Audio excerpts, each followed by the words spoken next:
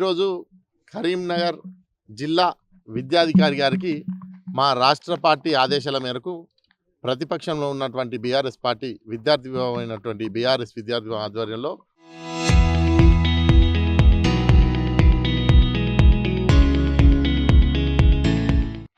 కరీంనగర్ జిల్లా విద్యాధికారి గారికి ప్రత్యేక వినతి పత్రం అందజేయడం జరిగింది.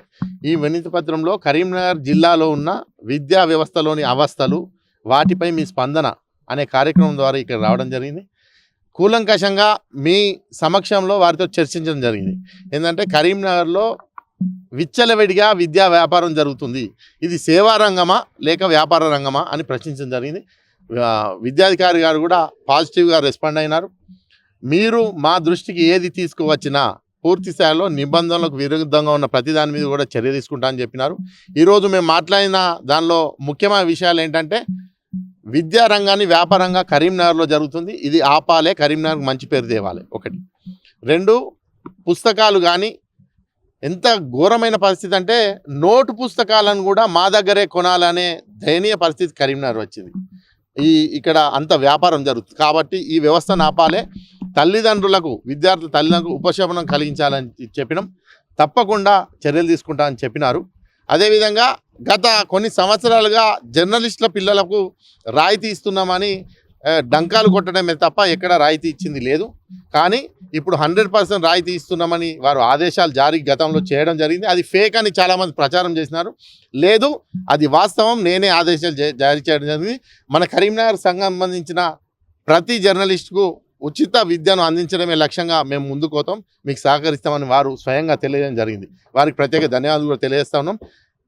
ఇప్పుడు డిఓ గారు వీటన్నిటికీ మేము కోఆపరేట్ చేస్తామని చెప్పినారు. కావున మేము ఒకటి తెలియజేసినాం, ఎల్లుండి మళ్ళీ ఇదే వేదికగా డిఓ గారి ఆఫీస్లో ప్రైవేటు పాఠశాలల్లో ఉన్న పుస్తకాల గోదాములను, వాటి స్థావరాలను లెక్కతో సహా మేము పూర్తి వివరాలు ఇక్కడ అందించడానికి సిద్ధంగా ఉన్నాం. ఎల్లుండి ఉదయం ప్రైవేటు పాఠశాలలో ఉన్న స్థావరాలు, అదేవిధంగా ఎక్కడ ఏది వ్యాపారంగా జరుగుతుందో వాటన్నిటిని కూడా లిస్ట్ ఇక్కడ సబ్మిట్ చేయబోతా ఉన్నాం. వాటిపైన చర్యలు తీసుకుంటా అని చెప్పారు. ఇక వేచి చూద్దాం. ఎల్లుండి మేము ఇచ్చే ప్రతి ఒక్క వివరణతో కూడినటువంటి ఈ వివరాలను మీరు వాటిపై స్పందించాలని చెప్పినా వాళ్ళు స్పందిస్తా అని చెప్పారు. ఎల్లుండి గనక మేము ఇచ్చే వివరాలపై వారు స్పందించకపోతే పూర్తి స్థాయి కార్యాచరణ చేస్తాం. అవసరమైతే ప్రైవేటు పాఠశాలపై దాడి చేస్తాం. ఎప్పుడు మేము శాంతియుత మార్గంలో పోయి మేము సహకరిస్తూ అధికారులకు సహకరిస్తున్నాం. వారు కూడా రెస్పాండ్ అయ్యారు. రెస్పాండ్ అయినంతకాలం తెలంగాణ ఉద్యమంలో ఏ విధంగా అయితే పాల్గొన్నామో అదేవిధంగా శాంతియుత మార్గంలో పాల్గొంటాం. ఒకవేళ రెస్పాండ్ కాకుండా వేరే చేస్తే మాత్రం మా కార్యాచరణ వేరే రూపంగా ఉంటుందని చెప్పినాం. కానీ వారు చెప్పారు మీకు అంతదాకా పోనీయం, తప్పకుండా సహకరిస్తామని చెప్పినారు. కాబట్టి వారికి ప్రత్యేక ధన్యవాదాలు తెలియజేస్తాను. కరీంనగర్ను రోల్ మోడల్గా చేయడానికి మేము కంకణం కట్టుకున్నాం. మీరంతా కూడా సహకరించాల్సిందిగా విజ్ఞప్తి చేస్తాను. ఆల్రెడీ మేము ఆదేశాలు జారీ చేసాం. జర్నలిస్ట్ పిల్లలందరికీ 100% ప్రైవేట్ పాఠశాల రాయితీ ఇవ్వాలని. అది ఫేక్ ఆర్డర్స్ ఏం కాదు, మేము ఇచ్చేటువంటి ఆర్డర్సే. దాని ప్రకారం అందరు ప్రైవేట్ పాఠశాల కరస్పాండెంట్స్ కూడా సహకరించి వాళ్ళకు కూడా సదుపాయం కల్పిస్తూ డిపార్ట్మెంట్తో సహకరించాలని కోరుకుంటారు.